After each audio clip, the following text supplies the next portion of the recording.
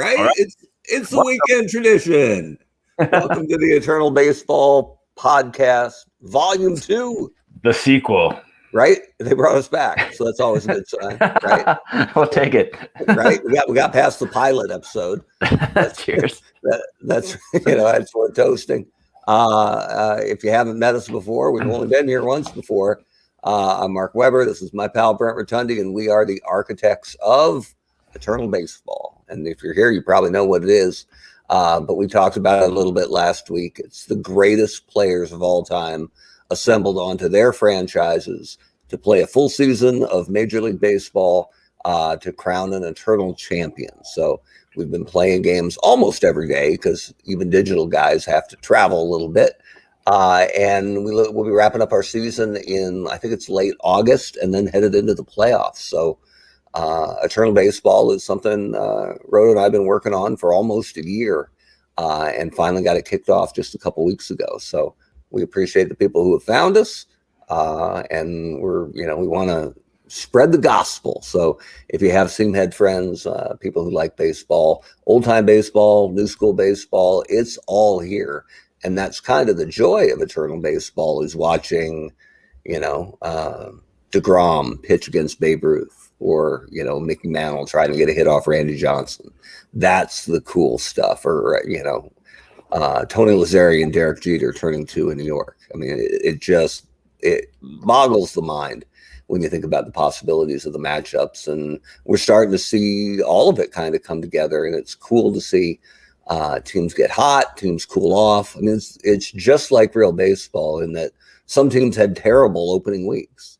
And you wait all off season for your team to get back on the field, and then they drop their first four, and you're like, oh my God, it's going to be a brutal year. And sometimes it's true, sometimes it's not, and sometimes it's the opponent, right? Sometimes you just open against a great team, and that gives you a rough start. But Eternal Baseball, just like real baseball, is a marathon. So we will look at it in bite-sized chunks every week on the Eternal Baseball Podcast. And we got a good game of the week for you tonight. So it's 2 6-4 clubs. We got Minnesota Twins and the Boston Red Sox. And it just looked like one of the most compelling games on the schedule. Again, this is the first game from tomorrow. But the teams resonate a little bit with us because I live in Rhode Island. So I am deep in Red Sox Nation and loads of Red Sox fans all around me. And I don't know that I would say you were a Twins fan per se, but they always had a special pull for you growing up. Kirby Puckett, man. He was my guy. I remember everybody, all our crew growing up together in Oregon, we all had our guys, right? There were lots of players we liked, but everybody kind of had their own dude, and nobody ever overlapped, right? Like I was a Ricky Henderson guy, and you were the Puckett guy, and Greg was a Griffey Jr. guy, right? Like nothing better. Seth bounced around a little bit. Yeah, I don't remember what Seth's main guy was, but I just remember I had that. You remember those caricature shirts that they used to sell in the late 80s? Yeah. I had Puckett's. I wore that thing until it's shredded. Yeah. Good and I think it was, as I recall, a no wall too tall poster, Puckett Record Company or something. Yeah, dude. Those posters, wonderful stuff.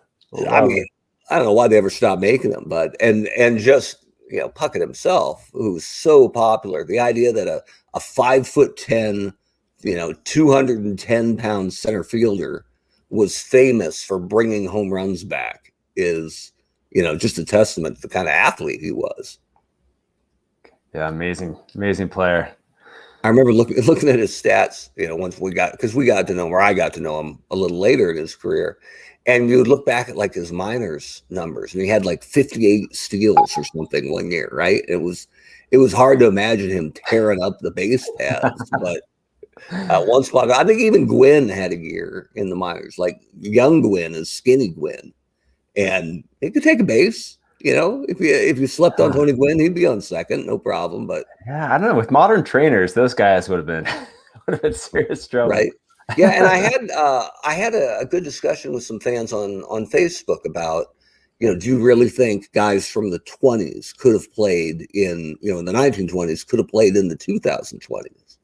And I think that's the I mean, that's part of what makes the whole thing interesting, is imagining athletes playing across decades. But I mean, I don't think everybody from the 20s could have played right now, but so many things have changed. And I think, you know, the modern athlete obviously trains better and has better science behind, you know, playing longer and staying in shape better. But I also look at the way in the past, there was only a dozen teams, right?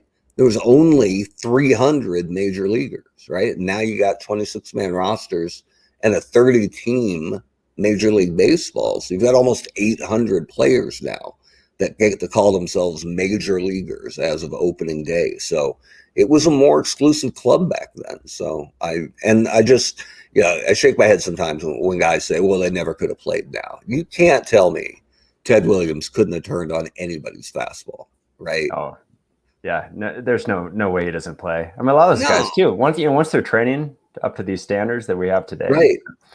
I think that's lost too. Is you know, how hard does Walter Johnson throw, right? If he's in, you know, training in a wind tunnel and they're checking the spin revolution on his four-seam fastball, right? Like, it cuts both ways. Maybe those guys from the 20s would have been even more ridiculous now.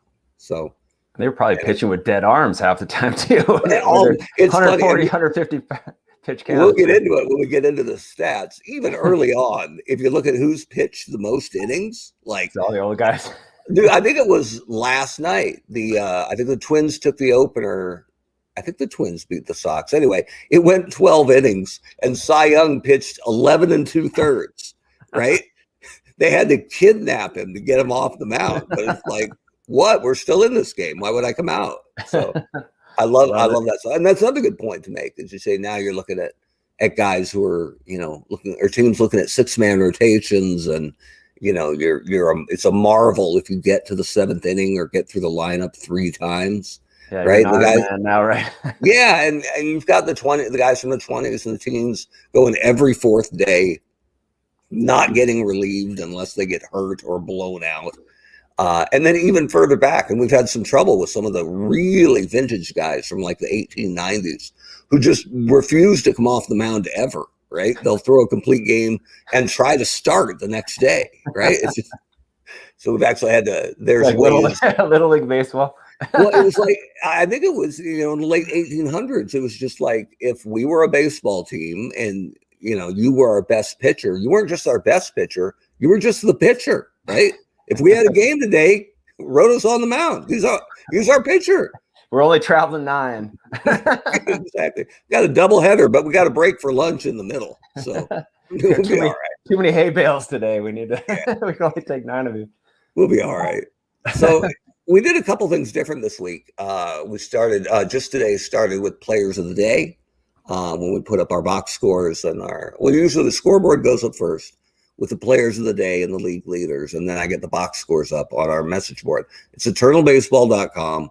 And we have team-specific message boards. So if you're a Dodger fan, you never have to associate with Giant fans, and vice versa. But on those boards, on the very top, is the box score. So every day, there's a new post showing you the box score from that day's action. And so we got that rolling this week, added players of the day, and it was a good day to do it, too. Because Josh Gibson of the Birmingham Knights, that's our team with all the legends from the Negro Leagues, hit 3 homers off Nolan Ryan, 3 2-run bombs, right? Like, I think 2 of them were in back-to-back innings. And I'm like, I'm glad they probably pulled Nolan, because knowing him. Yeah, that would have been one right in the ear. Yeah, he wasn't going to homer a 4th time. I guarantee you that. And then Randy Johnson, who's been ridiculous for the Mariners, who are the best team so far in Eternal Baseball, had there's lots of complete game shutouts. You know, these are the best pitchers of all time, even though they're facing some of the best hitters of all time. But yeah, complete game, 4-hit, 2-walk, 15 strikeouts, right? Like, just ridiculous. So we were happy to have them up as our players of the day. Let me get this. I'll share my screen here. Make sure I do this right. So this is a very empty spreadsheet, but it'll fill up as we go. So here we go. So I'll probably have to zoom in here because it's a bit of an eye chart. But what I did was list the teams alphabetically, their record as of right now, and then what their week 1 was versus their week 2. So you could actually see, and I highlight in yellow the teams that really stood out in a week, and in pink, because red is visually oppressive, the teams that have a bit of a scuffle. And so over time, you'll actually see this mean something, right? Even as an eye chart, you'll see a whole bunch of yellow on one row and go, wow, that team's really rolling. But it kind of speaks to, just like real ball, how the start of a season, every loss is magnified and every win is magnified. And you can see teams that were fantastic in week 1, even, the Knights here at 8-2. They're 5-0 last week, 3-2 this week. So, it came back to earth a little bit. The Yankees did as well. Brew Crew. That's the only team I'm worried about, because you get down here to Milwaukee and it has been a haul, and we're only 2 weeks in. And Milwaukee hasn't suffered any injuries. I don't think so. It isn't like Yount and Molitor, collided on a double play combo, and now they're down 2 of their best stars. Gorman Thomas having a bad couple of weeks here. Huh? Right. There's just trouble with BJ Surhoff. He's surly in the dugout, bringing the whole team down. So we don't, obviously, we're not rooting for clubs per se. I would like every team to be competitive, because it's a hard enough year when your team's struggling in real baseball, when they're struggling in eternal baseball too. You're getting no respite, no solace. But insult to injury. Right, that makes our long summer, but we'll get there. But I am encouraged by teams that, I don't want to say turned it around, but who followed up a bad week with a good week. Montreal evened their record at 5-5 after starting 1-4. Boston got swept by Kansas City to start, but then they won 2 after that, and now have gone 4-1. So they've won 6 of their last 7. So you can see a team like the Red Sox, coming together. And that's something I think we've been really upfront about, right? That the real senior teams that have been around, the franchises that have over 100 years of baseball under their belt, by and large, tend to do well. And you're seeing some of that now. Although, here's Houston at 7-3. I tried to highlight some of the better teams. And the Mariners, 9-1. The Mariners are the class of eternal baseball so far. Just call it. Right. It's over, right? And the Mariners haven't been to the playoffs in 20 years, I don't think. So, hopefully this is a harbinger. Good things coming for our folks. And actually, the Mariners were, of the fan groups we dealt with on Facebook and on our own page, they were the most vocal, and I mean that in the best possible way. They had lots of suggestions for how to make their lineup better, and none of it was earth-shattering, right? It wasn't like we had Edgar in the minors, but they made 4 or 5 suggestions, and every one of them made sense. We replaced Tina Martinez with Sun Devil Alvin Davis at first base. Phil Bradley took a bench outfield slot from Mitch Haniger. And we generally weren't using 2020 stats because it was such an abbreviated year that it really wouldn't help anybody to be one of their 3 averaged seasons. Remember, every player in Eternal Baseball has their best 3 consecutive seasons averaged to try to focus on whatever their career peak was. But a Mariner fan brought up that Marco Gonzalez belonged, and it was, I think it was his 3rd year in Seattle, was 2020. And so we weren't averaging that year in. He wasn't eligible, so to speak, for the roster. But if you gave him that truncated 2020 season where he pitched really well, his numbers are actually good enough to make the squad and be their 5th starter. So, the Mariner fans spoke up, and they really helped their squad. And I don't know that, correlation isn't causation, but yeah, Seattle's off to a 9-1 start. So Marco Gonzalez, they're 6-1 without Randy Johnson. So it isn't all Randy. He only pitches every 5th day. But anyway, I thought this was a good look, and I think it'll get more interesting as we go along. There's some standout teams, a lot of teams in the middle, and the only one really scuffling so far is Milwaukee at 2-8. Though I think it's really surprising to see the Reds at 3-7, because they are full of talent. So, yeah, you think so, right? Interesting. I haven't dug into that. I don't know why they're struggling. We knew St. Louis was probably due for a breakout because they lost 4 games by 4 total runs in week 1. So they were just getting edged, and now they've bounced back with a nice 4-1 week. And then one of the head scratchers, the Dodgers started 4-1, and we expect the Dodgers to be good. And then this week, just ran into a buzzsaw. Right? Oh man, and I think it was the Giants too. So for you Dodger fans out there, apologize for that. I'll pop up the league right here, so we can get a look around a little bit. One of the things I keep a close eye on is the injuries. So you see them pop up in the box scores, but you can actually run an injury report, and they tell you what's going on. And this is real small, but the unfortunate thing is we've had 2 pitcher injuries crop up for 2 different squads. So Dontrelle Willis is out for, and this is a quirk of the game. It says he's out till February 30th, which is a tough day to get activated on, right? Double leap year. Right. I'm not sure Dontrelle's ever coming back, but the schedule is correct. And in Miami, it says 28th. So we'll have, they'll get Willis back pretty quick.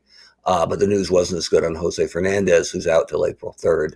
And then in Montreal, Pascual Perez was out for some time with a shoulder injury. And then just today, they lost Steve Rogers with a bruised foot. And he's not going to be out that long. Yeah, but for a team like Montreal or any, when I say expansion team, I'm talking even from the 60s, right? The Royals are an expansion team as far as Eternal Baseball is concerned because they have so many less seasons to pull from. So, Montreal loses Steve Rogers, and that always cracked me up as a comic book guy, right? That the best Expos player was pitcher was Steve Rogers, right? Just not wearing the suit, I guess, out on the mound. But Ketel Marte we knew about, and then a couple of injuries, not too bad for Birmingham. William Bell, one of their pitchers, and Turkey Stearns, they're really good center fielder, but he only missed like 3 games, so just slept wrong. Yeah, slept wrong. Yeah, or like you and I are feeling, right? Sat down too fast, got up too fast. Getting old sucks, right? Reached for the door with my arm. Shouldn't have done that. So, yeah, we are motoring towards 50. Poor decision, Weber. Poor decision.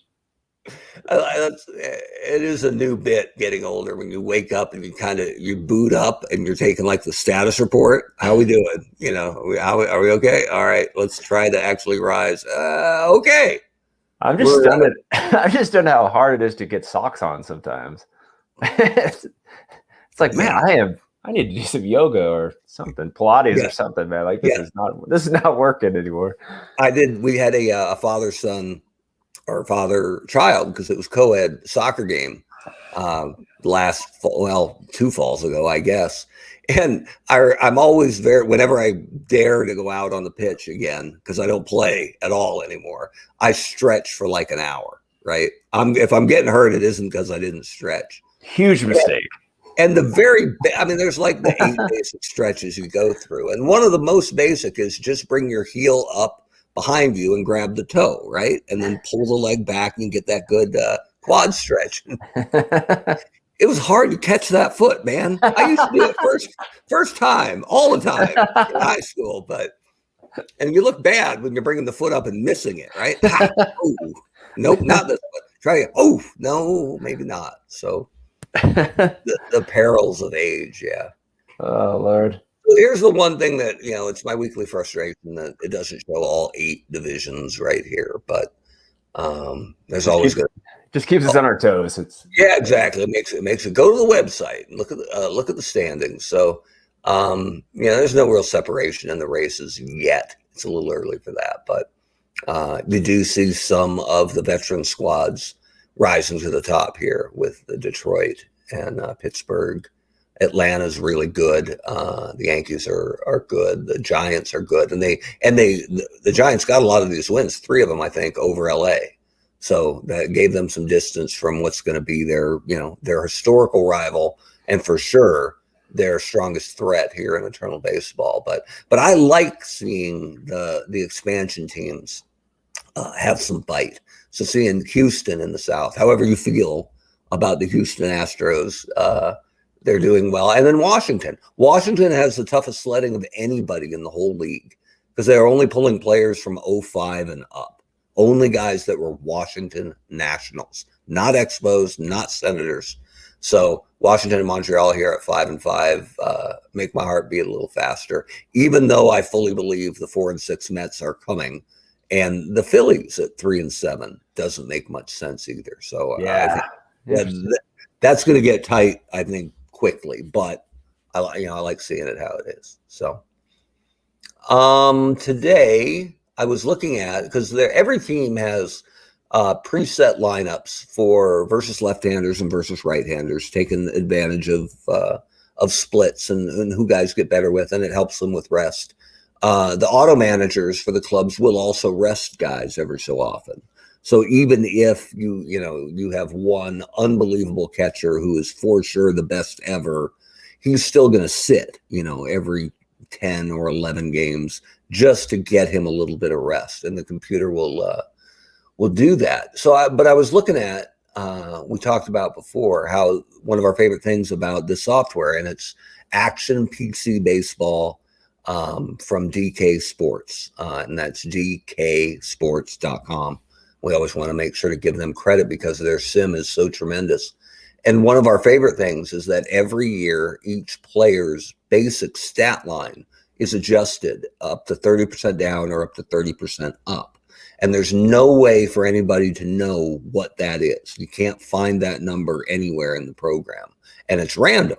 So anybody can be having an extra amazing year. I mean, these are all the best players of all time. But even still, I mean, looking over there, Gary Carter is hitting 441, which is pretty good even for an all-star Hall of Fame catcher. So you just picture his hair flapping in the wind as he's rounding first.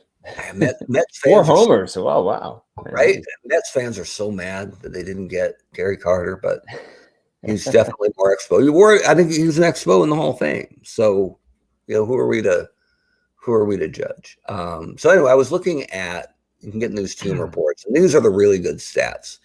And they change so fast, it's hard for us to share this kind of stuff online. But we are working on ways to make more stats available, because we know that, stats are kind of the heart of baseball more than any other sport. So I was looking around at these earlier because we are doing Minnesota at Boston today. And I wanted to see if there were any starters who were just terrible or bench guys that were out of control. So I was looking at Minnesota. I think Knobloch only starts against left-handers, so he hasn't played much, and he's had a really rough start. Puckett plays against left-handers as well, and he has struggled. And our pitching matchup today is Pedro Martinez against Bert Blyleven. So pretty outstanding. And not that two Hall of Famers matching up is a rarity in Eternal Baseball, but I dug that matchup for today. But I didn't see anybody desperate to be benched this early, although Killebrew at 184 is certainly puzzling. And then for Boston, the only starter that I saw really struggling, Pedroia has had a rough start, and Mo Vaughn, with all these strikeouts for Mo, 17 and 47 at bats. Ouch. But, you could play Ortiz there and sacrifice some defense, but Ortiz has been slow as well. So I didn't see anything terribly compelling here to make us monkey with the lineups. And I don't want to be too creative and make Red Sox or Twins fans feel like we sabotage their team. And the way we do it, we are managing against each other. We are co-managing the home team. So we will be running the Boston Red Sox today. No offense to Tito Francona. And doing our best, because we don't want to be the kiss of death, right? We don't want people to be hoping their team is on the podcast against Brent and Mark because they know that we're up to no good. And we'll run their team into the ground. So I'm excited that we're the Red Sox, because we used to go up to some Twins games in the Kingdom when they came to Seattle, and Bert Blyleven was such a jerk. Maybe he just had a bad series. Maybe he was just having a bad couple days. But man, he was such a jerk. I mean, he did. He'd like fake like he was tossing balls. We'd all be on the first baseline trying to get autographs before the game, and he would just. He'd sit like. He'd be standing probably 10 feet away, just acting like he was ignoring us. Just not even talking to anybody. Just he'd walk by back and forth, and just he'd kind of make a move like he was coming over to sign, and then he'd juke back the other way, and he'd act like he was throwing batting practice balls towards us, and then not throw them. That's rough. It was. I just remember thinking, I was like 13 or something when I went up there, and I was like, man, what is this guy doing, man? Like, I mean, I get that it's road fans, right? It's not at home, but still. And again, this is anecdotal. This guy might be this guy might be Mother Teresa in every other other capacity. But man, at least one game he was brutal. I mean, it flies in the face of the whole DiMaggio thing, right? Where DiMaggio said he always played his best because it might be somebody's first time or only time seeing him play. I don't know. It's not, and this is the Kingdom in the late 80s, right? So it's like nobody was there. I mean, it's not. Right. It wasn't in Yankee Stadium or something. There was probably maybe 800 fans total maybe at the game. So there was like 30 of us maybe. It's not like he would have been there for very long. Well, that late 80s Twins-Mariners matchup probably wasn't sweating him, right?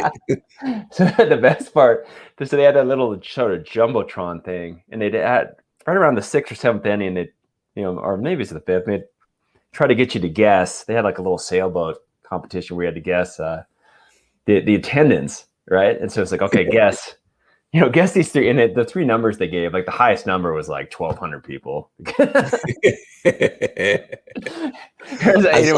I'm looking around like that's not the one, right? Yeah, that's not good. They had somebody put out a bit where I think it was Florida or Miami is going to restrict seating, right? Like everybody's going to do because we're still in the middle of a pandemic. But they said, hey, the Marlins are going to limit seating, so their max capacity is going to be like 14,000, filled this year. And some guy just skewered him and said, wow, they think they're going to double attendance this year? Like, sticking the shiv in, right? Oh man, like and twisting it, like good Lord, so savage. So, all right, so here we are with my best image of Fenway Park that we could possibly get. We're going to fire up here. We got Boston and Minnesota. So Blyleven's right-handed. Look at this right-handed lineup. Boggs, Vaughn. It's funny that people were down on Vaughn. A lot of Red Sox fans were down on Vaughn and Garciaparra and Boggs. And I'm like, wow, it's the guys who left. Boggs especially, right, because of where he went.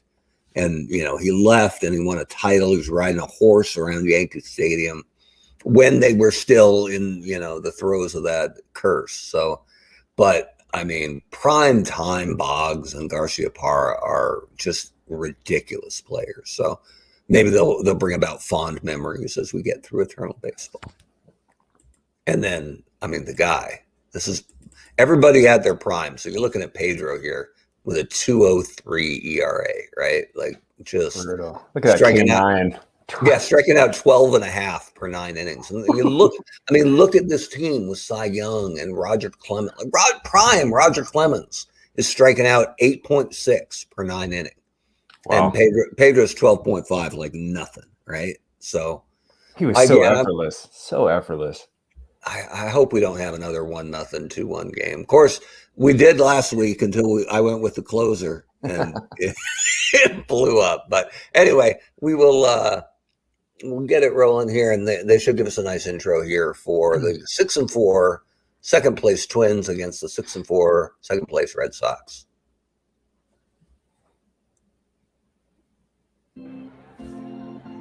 Welcome to Fenway Park for tonight's game between Minnesota and Boston. Bert Blyleven gets the start for Minnesota. What do you do? He's made 2 starts this year and is 0-1 with an earned run average of 4.05. His first start against Boston. He'll be opposed by Pedro Martinez for Boston. He's made 2 starts on the year and is 1-1 with an earned run average of 3.75. His first start against Minnesota. It's 48 degrees, wind speed 4 miles per hour, left to right. Pitching for Boston, Pedro, Martinez. Leading off for Minnesota, designated hitter, Rod Carew. And if you weren't with us last week, shame on you. But more succinctly, the sim shows the last pitch of every at bat. So we aren't going to be sitting through 3-2 counts or Ted Williams fouling off 14 two-strike pitches. It does move along pretty quickly. So, and I know it can be a little hard to read. So you're looking at Ted Williams out here in left, Carl Yastrzemski in center, Manny being Manny out in right, Boggs at third base, Nomar at short, Dustin Pedroia, Sun Devil at second base, Movon at first, and Jason Varitek behind the plate. It's a good lineup. It is a good lineup, and I know everybody who isn't a Red Sox fan is saying, wow, that's great. And everyone who is a Red Sox fan is going, where's Fisk? Where's Fisk? Well, he's in Chicago. So, and leading off our good friend Rod Carew. So, and that's one thing I don't understand with the game is there are foul balls kind of randomly mixed in, which aren't the last pitch of the at bat, but most of what we do is just pitch. Wow. Poor hit. Struck out Rod Carew. It's off. Not easy. Maurer's playing first because Garver is catching. So, and they loaded their lineup with lefties. You look at the top there, top left, Carew, Maurer, Goose Goslin, Heine Manouche. It's heavy lefty at the top, which may come into play later on. Left fielder, Goose Goslin. So we get Maurer on, and they automatically hold a runner if there's 1 or 2 outs, or 0 or 1 out. So with 1 out, we're holding Maurer, even though he's not much of a stealing threat. The number after his name, 25%, is what his chance is to steal second successfully against Varitek. So I don't think he's running, but we'll hold him on, hopefully, to get that double play. So here's Goose Goslin of the Washington Senators, who, of course, became the Twins. And look at that. Oh, there we go. Oh, Center fielder, Heine Manouche. I believe it's Heine Manouche, is another Senator who makes the all-time Twins. We're in trouble with Pedro already. Catcher, number 8, Mitch Garver. Pretty cool that Garver's already. Oh, boy. Oh. Did it go? It went. Stop. So, Cecil, Travis. Yeah, that would be Pedro giving up 3 in the top of the first so far. I guess my pitch selection, not so good. But that's all right. Boston's coming back. Pitching for Minnesota. Starting right now. Blyleven. Leading off for Boston, third baseman, Wade Boggs. Boggs had his 9-game hitting streak, right? He has a 9-game hitting streak. There we go. So let's see what. First base, M.O. Vaughn. I love that they call him M.O. Vaughn. M.O. Vaughn, which is oh boy. Oh, it's better than emo Right Vaughn, fielder. Right? Who just wears black and Ramirez. sulks all the time. if it's long bangs, Right? Hates everything. He'll get a little mad. Yeah. Third It just baseman, might be one of those number days. 22, Miguel Sano. I keep waiting for Sano to have the 44 homer season in real baseball, and to also size himself off at third base, which is probably coming as well. Yeah, there you go. Right fielder, number 26. oh, maybe they'll have a season where he and Buxton actually come through on there.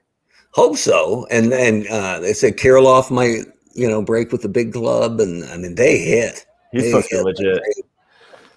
They're a fun team to watch. But what's the deal? Like they've lost? Is it? Second God, is baseman, it like 18 number 9, playoff games in a Ryan row? Dozier. Oh, brutal. It's some brutal thing because it isn't just like series. It's like games. They haven't had one game and they've been a playoff team quite a bit. Not once has a starting pitcher just gone, you know what? I got this tonight. Not once in 18 games. That's amazing. It's a little bit rough. They're going to throw a party when they win that first playoff game. Left fielder, Ted Williams. All right, here we go. Come on, Teddy. I don't feel like it's us, but I suppose it could be. David. All right. Ortiz. It took a lot of. if we get no hit by Blyleven after that intro I had, right? Yeah, I think you teed him off. I think he's motivated. Took a lot of flack from Red Sox fans about David Ortiz because the image we post on Facebook is the starting 9, right, for every club. And it's a great, sort of intro into Eternal Baseball, seeing all those faces together. But it is a starting 9. So I have the pitcher on there. And for Boston, that's Cy Young. I mean, won 500 games. The award is named after him. But it also means I don't have Ortiz on the starting 9. And so the immediate reaction from a lot of Red Sox fans is, no Poppy? What are you doing? I'm like, well, no, stick with me here. He's definitely going to play and hopefully do something for us. Not quite. Center fielder, Carl Yastrzemski. All right, yeah, this is going to come through. This would be really Designated something. hitter, Rod Carew. Hey, we just saw Rod Carew. We need that Beastie Boys song for his intro. I think you can actually do walk-up music on this sim, but I haven't bothered with it because we want to keep the game short, right? But maybe for him, we could make an exception. Yeah, I would love to see a guy with a black and white photo, like come up to Biggie Smalls or something. That'd be awesome. So we have to figure that out. Oh, somebody got kicked out. Did he just tot? Somebody got thrown, ejected, it says. So Pedro hit a guy. Armin Killebrew is the new runner at first. So Mauer and Goslin have been ejected. So Mauer got hit. How is Goslin getting ejected? So he must have argued. Goslin was the next guy up. So, wow. Okay. So wait. So Mauer, or maybe it probably was a brawl. Looked like I guess maybe it was. He charged and yeah. Wow. So I think there's a way I can hang on. I haven't seen anything this involved. This is one of the reasons why I love the sim, right? Because weird things happen. Runner at first. So yeah, but there's no hitter here, third, which is potentially a problem. I think after I click pitch, it'll tell us who the pinch hitter is. Because I think you have to commit to not changing the pitcher before they'll do that. So if I go to play-by-play, it just tells me Mauer hit by pitch, Mauer ejected, Goslin ejected. You know what? I got to tip my cap to Pedro Martinez right there. Hit a guy and got 2 guys ejected. The 2 and 3 hitters kicked out. So kudos to you. Now, I'm really hoping this isn't going to be a glitch. So let's see what happens when Pedro says he's going to pitch. Pinch hitting for Minnesota, Kirby. Yes. All right. I wish I still had that caricature shirt. Yeah. You can probably find an old one on eBay, right? But it'll be crusty and yeah. 100%. But hey, we got your favorite player into the game. We got to send Pedro a thank you card for that. So, all right, Kirby, let's see what you got. Well, we're not. We're just pitching here. We're not trying to get too funky. Oh man, Pedro's stealing. Now look at this. For some reason, Puckett is a 96% to steal second. But Killebrew's only 11 to get third. So I don't think they can pull the trigger on that. But anyway, let's see if Pedro keeps digging. Got through. Did he send it? No, it's Killebrew. Garber. One out. Out base for. There's no way he takes him deep twice. I think. Man. Yeah. Got to pitch to him. Let's see, there you go. Shortstop. Cecil. Travis. Another Washington Senator. We're getting towards the bottom of the order, so. Oh, no. I was going to say we're optimistic, but. Third baseman, Miguel Sano. So that's 5 runs through 3 innings. I don't know that we're pulling Pedro yet because we want some innings out of him, but It has been a rough go. Even though his rook took 2 knights off the board, pretty much. It has been tough sledding for Pedro. There you go. Shortstop. All right. Nomar Garcia Para. All right, let's get some runs. Nomar. And this is one of those games. It'll be interesting when we get to the end to see the box score. Catcher. Because pitchers have hot days and cold days too, right? That are kind of random. So when we get to the end, we may see that Blyleven just had amazing stuff today, and Pedro did not. And that's, so is it 2 minuses, or can you up to 2? It can be up to 2. After their line in the box score can be up to 2 minuses or up to 2 pluses, or 1 minus or 1 plus, or most often it's just nothing, right? Which means they just pitched to their numbers. But we'll find out at the end. Every pitcher gets a rating. I do like that they have the sprinklers on them. Guys cleaning the field at the same time. Dustin Pedroia. The recently retired Dustin Pedroia. Oh, Most right of fielder, Max Kepler. And strike him out. Second Throw baseman, him out. Brian Dozier. Another recently retired. Designated hitter, Rod Carew.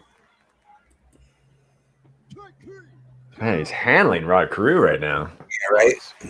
Well, that's good because you got rid of the 2 and 3 guys. So the top of the order, no problem. So here's Boggs needing to get that hit streak, keep that hit streak alive. That's not going to do it. That'd be fun if we had a run at DiMaggio's record. Yeah, and you can keep track of it in the overall software where guys are now and what the longest hit streaks this year have been. So we've only played 10 games, so I think like 8 and 9 are the high water marks so far. But it'll be cool to see. Right fielder, Manny Ramirez. I mean, we don't have a hit yet. Brutal. First baseman, Harmon Killebrew. And off the bench. So his first, and he, like we said before, he's really struggling so far this year. So maybe it's his day. Maybe it is. Left fielder, Roy Sievers. Another Senator turned Twin. Center fielder, Heine Maynage. Left fielder, Ted Williams. All right, for God's sake, Ted. You hit 406. Designated hitter, David Ortiz. I'll say this. I have never, and I simmed a lot of seasons, and I didn't watch every game. I've never seen a no-hitter live on Eternal Baseball, or what was the setup to Eternal Baseball. Never seen it. So maybe that's the broadcaster's jinx. Or not, but Center fielder. Blyleven is dealing right now. And it's Boston too, right? These are some. I mean, every team is stocked with talent, right? But Boston's really good, and especially offensively, and we're not seeing it yet. Oh, Mitch Garver. Garver has more RBIs than the Red Sox have hits today, but it's fine. Oh no. Shortstop, Cecil Travis. We really haven't had to make a lot of strategic decisions so far. Third baseman. So, and they called out Pedroia there for poor play, and they actually keep track of those in the box scores. So it's one of those where he didn't boot it, right? It didn't go through the wickets, but something maybe near the edge of his range that he would normally get to and didn't. So there's great plays and web gems, and they keep track of that too. So you can see, what guys are really hauling it in. We saw that last game when the guy somebody hit what looked like a sure double over Barry Bonds' head. And Willie Mays ran behind Bonds to make the catch on the wall. So the guys who are rated well defensively will, get outs other guys wouldn't. And it matters over the course of the season. So, all right, we got Travis held on with 1 out and Sano at the plate. Pedro's at 96, 104 now. Kepler. Ooh, 72. So, should we throw over? Yeah, let's keep him close, right? Shortstop. Hey, we got him. Nomar Garcia Parra. I'm just impressed. I made a decision that worked out in our favor. Other than the beanball earlier, that's the best play Boston's made all day. So with let's see where they're at in their lineup. So Boston Pedro is at like 108 pitches. So he's probably getting somewhat near the end. The Twins, well, they were running all these lefties at the top, right? But we got 2 of them thrown out. So there's no real proliferation of lefties or righties for the Twins coming up. I guess 3 of the next 4 hitters are righties, right? Will Kepler, and then Dozier, Killebrew, Severs. So, but we're probably, if we're getting somebody up, we're probably looking at a long reliever or a spot starter. So that would be Bergmeyer or Tiant or Raditz or, I mean, in a 5-0 game, I get caught up in this sometimes. Like, well, let's pitch our best guy and hold him till we can get back in. But this is also, if you look over here, this is the amount of pitches they've thrown in recent days. So you can see their starters. There's Cy Young, there's Roger Clemens, there's Dutch Leonard as guys who've thrown recently. Everybody else is on the table. I mean, kind of want to just see Tiant's name on the mound, right? I'm with you. Let's do it. All right. So we'll warm up Tiant.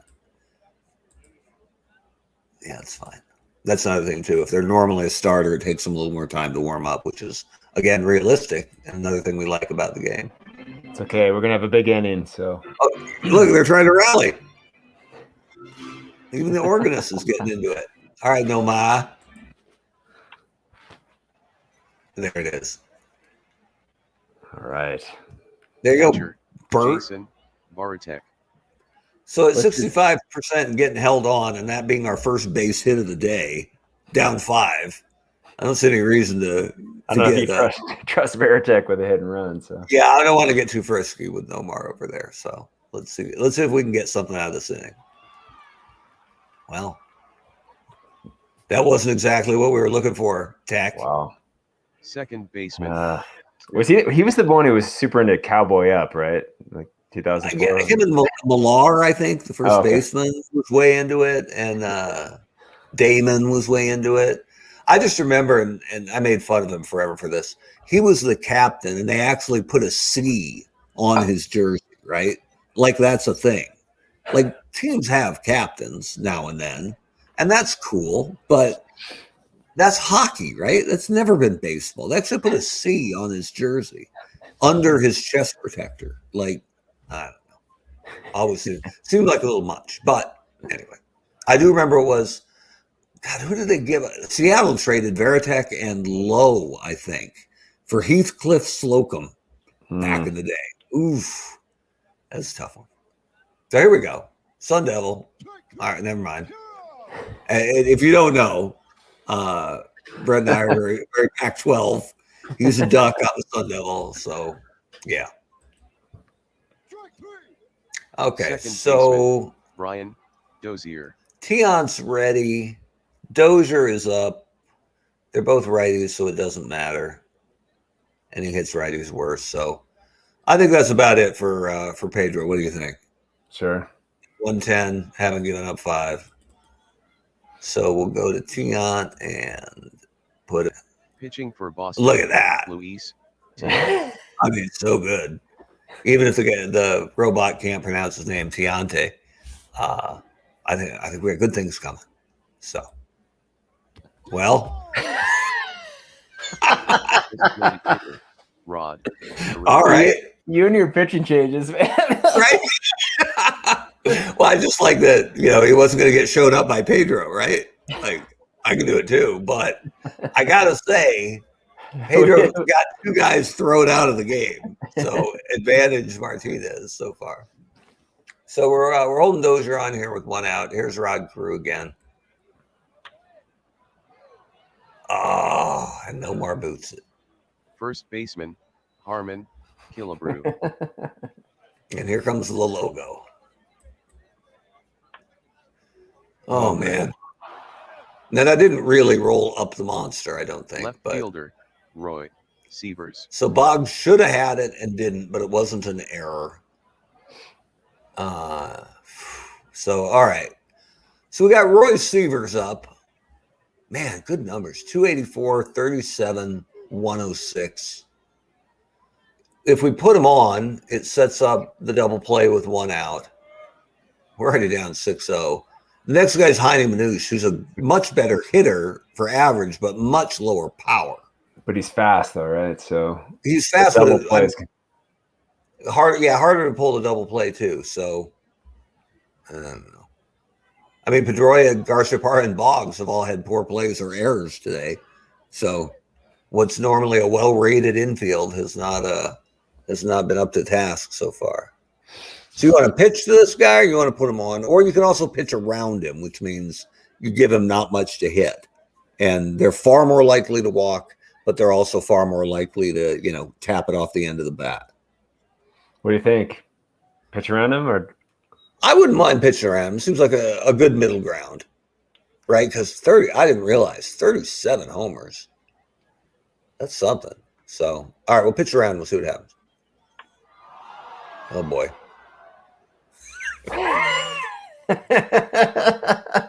We're so bad at this. I pitched around him. That was like one of those. Was it Bill Matlock that used to swing at all the right? The intentional walks? Yeah, and Vlad Guerrero, who didn't matter where you threw it, he was probably going to hit it, swing and hit it. So Tiant has been brilliant. Has he gotten out?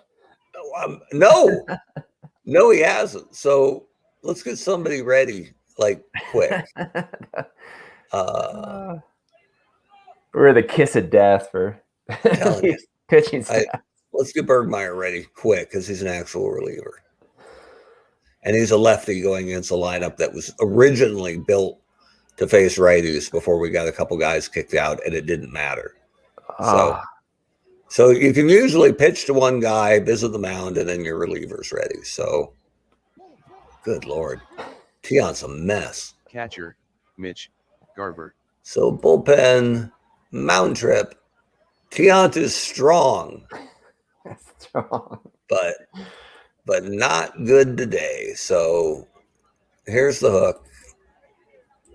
Pitching for Boston. Tom Bergmeyer. I'm just excited to have the opportunity to make a pitching change that might help. Because so far, I've been the kiss of death. So one out, Manouche being held on. Here's Tom Bergmeyer. See? All right. I'm getting better. We should have started him. Right? Yeah, why'd we go with Pedro? So dumb. And we're out. Baseman, Wade Boggs. This might be all we have to play for today is hitting streak. Wade Boggs hitting streak. The guy who blew the sharp grounder down the line last inning. So Wade, what do you got? Oh. Maybe? No. First baseman, M.O. Vaughn. M.O. Vaughn. More like M.O. for 2, but good one. Right? Right fielder, Manny Ramirez. You can just see Mo totally disappointed that he has to run out the strikeout. Right? Whatever. Yeah. No. Third baseman, Miguel Sano. Well, we're back out. Let's see how Mr. Bergmeyer fares in his first full inning. Sano did not beat that out. Yeah, I'm like, if Sano beats out the infield single, that's pretty much a kiss of death. Max. Second baseman, Brian Dozier. So it looks like Bergmeyer might have been the better choice last inning. Left fielder. But given that Boston has one hit, I'm thinking this wasn't all my fault, pitching-wise. Come on, Ted. Designated hitter, David Ortiz. I was thinking we might not get this game done, in an hour, because we are trying to keep the podcast around an hour, right? But yeah, it would have been faster if Minnesota hadn't scored all those runs. Now, this has got to be an aberration, and I'm not sure why. But look at Ortiz over here. He's 85% to take second if we send him. And I think it's because Garver's got a really low-rated arm. He's good defensively as a 6, but his arm is 1. And good Lord, we're down 9. You got us. Don't you have to send Ortiz? I'm not taking the fall for this one. Go for it. You know what? It's 9-0. I don't think anybody can hold it against us at 85%. And I want to see him slide into Cecil Travis. So go get him. Ball. All right, it's down to 70 now. So fine. I'm not a lunatic. But Ortiz at 85%. I'm with you, man. Got to stay aggressive. Couldn't ignore it. All right. Oh, look at the rally. Here we go. Get those caps on. Omar Garcia Para. Well, it's getting a little bit late. I don't know that you would ever pinch hit for prime Nomar, but who are we? Oh, it's still Blyleven, so it's a right-hander. So we'll look at the OPS versus right-handers. And Nomar's better than anybody on the bench. So there's no reason to hit for him here. Veritek, though, is low. And we've got Saltalamacchia to get in. So, yeah, we'll pinch hit for Veritek just, to say we tried our best. Assuming this inning continues. So, Noma, what do you got? Look at that. It's beautiful. Whole new ball game. All right. They only need 2 more of those 3-run homers, and they're right back in this. All right, so Veritek's not going to hit. So against righties, our next best option is J.D. Martinez. So welcome to the show, J.D. We need to get Freddie Lynn in there at some point. See? I think Lynn's in the minors, I think. Martinez. Oh, it is? Oh, okay. I think he was. Originally, I had him as the center fielder, but I hadn't realized he has qualified as a center fielder. And he's not as good defensively, but he's still like a 6. So he plays a decent center field, and statistically, he's obviously superior. So, all right, JD. Not quite. Second baseman, Dustin Pedroia. I don't know if we want to burn 2 pinch hitters in a row. Pedroia is down there a bit, I think, for OPS. Let's see, OPS versus right-handers. So, yeah, Pedroia is not great, but I guess you could play Bogarts and slide him over to second, but it would be kind of a struggle. And Mookie doesn't qualify there anymore, so gotcha. Okay. I kind of think we got to stick with him. Sure. So, Dustin, let's see. ASU, man. Right? Oh, he's got it. He's legging that out. Get there. Oh. Designated hitter. When Pedroia showed up as a freshman at ASU, they had a sophomore shortstop. Pedroia played shortstop in college. And here comes Pedroia, and everybody knows he's, going to rule that position for a couple of years. And so they went to the shortstop and said, hey, we got this great kid. What do you think about playing second base? And the incumbent shortstop, the sophomore, who was a really good player, said, you know what? Maybe I will play second base for the University of Mississippi. And out he went. So he actually transferred before the season? He transferred, yeah, and ended up, I think, at Mississippi. And the best part of all of it, I mean, Pedroia was Sun Devil legend and Red Sox legend. And that poor disgruntled, shoved to the curb former Sun Devil shortstop, Ian Kinsler, who ended up having not a bad career. And they should have been turning 2 for a couple of years for ASU. Talk about a middle infield defense. Wow. But Kinsler was like, nah, I'm not playing second base. And the irony, where'd they both end up playing in the big leagues? Right. Both of them. Second base. Yeah. All right. So, we got to put our new catcher in because we pinch hit for Veritek. Saltalamacchia. Saltalamacchia comes in. I loved how they used to have to bend his name on the back of his, Look like a rainbow. Uniform. Yeah. So that would have been a great nickname for him, the Rainbow, Jared Saltalamacchia. So he's coming in for JD. And he will be catching. Okay. All right, Bergmeyer. First swinging. Harmon, Killebrew. 24 pitches is getting up there a little bit. So maybe if somebody gets on, we'll get somebody rocking in the pen. I know everybody out there is like, don't let Weber go to the pen. It never works.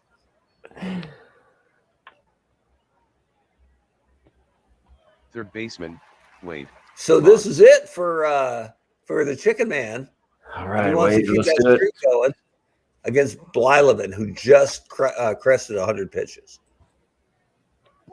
Oh, first baseman, the unkindest cut. The walk with the 9-inning walk with the hit streak on the line. Whatever. We're all about the win. You just want to win, right? Yeah, we're not sending Boggs at 24%. But let's see how Mo Vaughn does. Yeah, it's been that kind of year, actually, for Mo Vaughn. Oh, I didn't know Manny's got it going, too. I missed that. All right, Manny. Let's see if one of you stays alive. And that won't get it done. So to recap, Pedro pitched terribly. Tiant pitched terribly. Boggs and Manny both had their 9-game hit streaks broken. So they've hit in every eternal baseball game that you and I weren't managing. Nomar had a shot. That's good. And Pedro got 2 guys thrown out, 2 oppositions players thrown out by hitting 1 batter. The final score from Fenway Park, Minnesota 9, Boston 3. Bert Blyleven picks up the win. He is now 1-1. Pedro Martinez is the loser. I just blew it with my anecdote at the start of the game, man. Hit home run number 4. Motivated Bert. Mitch Garber number 2. Nomar Garcia Parra hit number 2. Time of the game, 3 hours. Wow, Nomar was the only guy who got hits. He got 2 hits, and nobody else got a hit. And he didn't. He had regular stuff too. And yeah, Pedro had the stuff ratings aren't through the roof or anything here. It's just everybody had their regular stuff today. It just one of those days. This is something too, though, for Pedro. Like we look back on his day and go, man, he got lit up. He struck out 10 in 6 innings. So it just, sometimes you're the piece of wood and sometimes you're the buzzsaw. So congratulations to the Minnesota Twins. Boston, you'll get them next time. Should be Clemens, I think, tomorrow or the next day to get them back on the winning side of the things. We dropped to 0-2 here, but at least we're consistent. And that kind of wraps up our game of the week. We've been trying to hit about an hour. We're here at about an hour. Again, you can find us at eternalbaseball.com. We do the podcast once a week, Saturdays or Sundays. You can keep an eye on our Twitter feed and like us on Facebook as well. But really, find us at eternalbaseball.com. That's where the daily scoreboard goes up, the league leaders go up, the players of the day, and the box scores over in our team-specific message boards.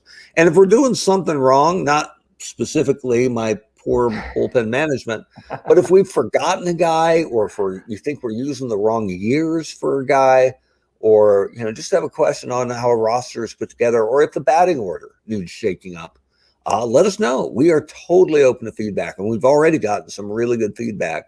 We always say we'll never know a team better than their diehard fans. So if you can help your team get off the schneid or be better than they've already been, let us know.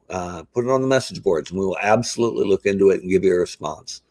We want this to be interactive as much as it can be, and we're always looking for new ways to get the info out there to the fans. So we appreciate you joining us, and it's been another banner week for the law firm of Rotundi and Weber, sinking your favorite franchise one game at a time.